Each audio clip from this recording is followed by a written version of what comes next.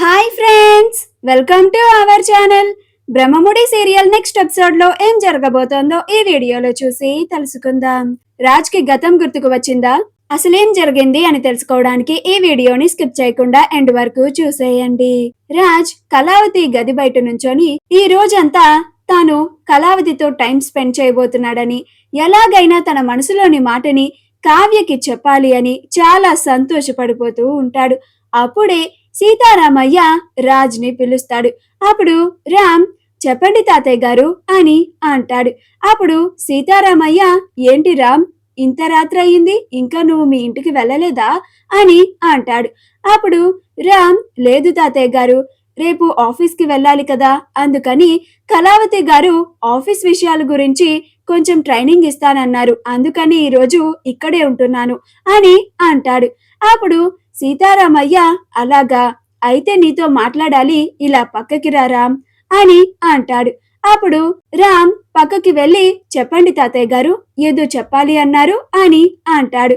అప్పుడు సీతారామయ్య, నువ్వు రేపు నా మనవడులాగా ఆఫీస్కి వెళ్ళబోతున్నావు కదా, రేపు బోర్డ్ మీటింగ్ లో నువ్వు కూడా ఉండబోతున్నావు కదా, మన ఆఫీస్ విషయాల గురించి చెప్దామని పిలిచాను. జాగ్రత్తగా వినురాం, నేను చెప్పబోయే ఈ నిజం ఎవ్వరికీ తెలియదు, కేవలం నలుగురికి మాత్రమే తెలుసు.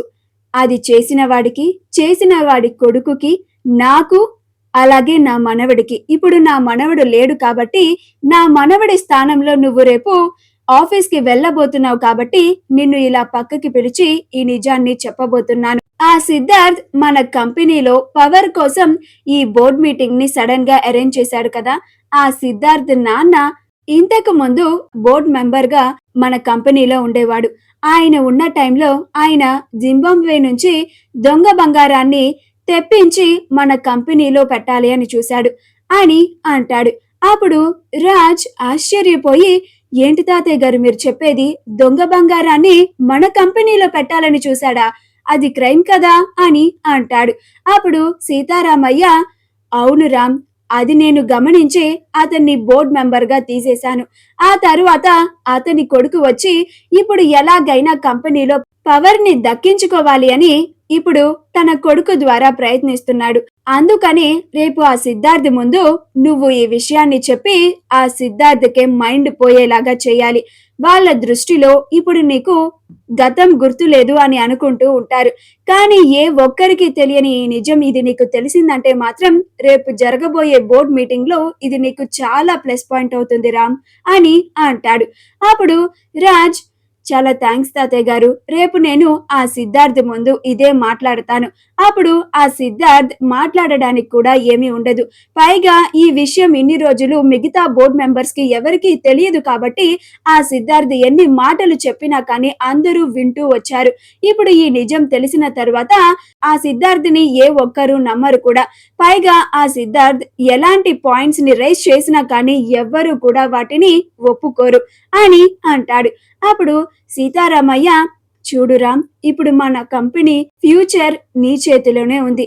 రేపు నువ్వు బోర్డ్ మీటింగ్ లో మాట్లాడే విధానంలోనే ఉంటుంది. రేపు నువ్వే ఎలాగైనా కానీ మిగతా బోర్డ్ మెంబర్స్ అందరినీ ఇంప్రెస్ చేసి కళావతినే ఎండిగా ఉండేలాగా నువ్వే చేయాలి. లేకపోతే ఆ సిద్ధార్థ్ మన కంపెనీని తన చేతుల్లోకి తీసుకొని కంపెనీని నామరూపాలు లేకుండా తయారు చేసేస్తాడు అని అంటాడు.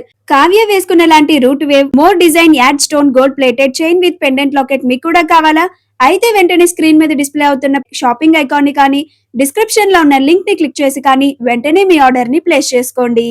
అప్పుడు రామ్, మీరేమీ కంగారు పడకండి తాతయ్య గారు, మన కంపెనీ నా బాధ్యతగా నేను భావించి నేను కాపాడతాను అని అంటాడు.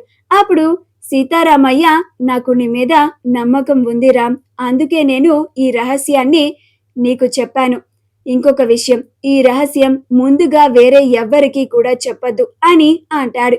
అప్పుడు రామ్, మీరు నన్ను ఇంతలాగా నమ్మి ఎవరికి తెలియని రహస్యాన్ని నాకు చెప్పారు కదా, ఇక నేను ఏ ఒక్కరికి కూడా చెప్పను అని అంటాడు. ఆ తరువాత రాజ్ కళావతి గదిలోకి వెళ్తాడు. కావ్య అప్పుడు దాకా రాజ్ కోసం ఎదురు చూసి చూసి అప్పుడే నిద్రపోతుంది. అప్పుడు రాజ్ అక్కడికి వెళ్ళిన తరువాత, అయ్యో కళావతి గారు నిద్రపోయినట్టున్నారే అని అనుకొని తాను కూడా పడుకుంటాడు. మరుసటి రోజు కావ్య బాగా నిద్ర పట్టడం వల్ల ఉదయాన్నే లేవదు. కానీ రాజ్ మాత్రం ఉదయాన్నే లేచి రెడీ అయ్యి ఆఫీస్ కి వెళ్తాడు. అలా బోర్డ్ మీటింగ్ కి అటెండ్ అవుతాడు. కావ్య లేటుగా లేవడం వల్ల చాలా హడావిడిగా రెడీ అయ్యి ఆఫీస్ కి బయలుదేరుతుంది. ఈలోగా అక్కడ బోర్డ్ మీటింగ్ జరుగుతూ ఉంటుంది. రాజ్ ఆ మీటింగ్ కి అటెండ్ అవుతాడు.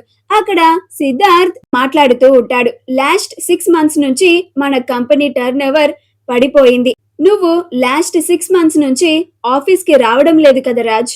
నీకు అసలు మన కంపెనీలో ఏం జరుగుతుందో తెలుసా అని అంటాడు. అప్పుడు రాజ్, నేను ఆఫీస్ కి రాకపోవచ్చు, కానీ ఆఫీసులో ఏం జరుగుతుందనేది ప్రతిదీ నాకు తెలుసు సిద్ధార్థ్ అని అంటాడు. అప్పుడు సిద్ధార్థ్ కంపెనీ ఫ్యూచర్ గురించి ఆలోచించి నేను ఒక డెసిషన్ కి వచ్చాను. అది అందరికీ కూడా చెప్పాను.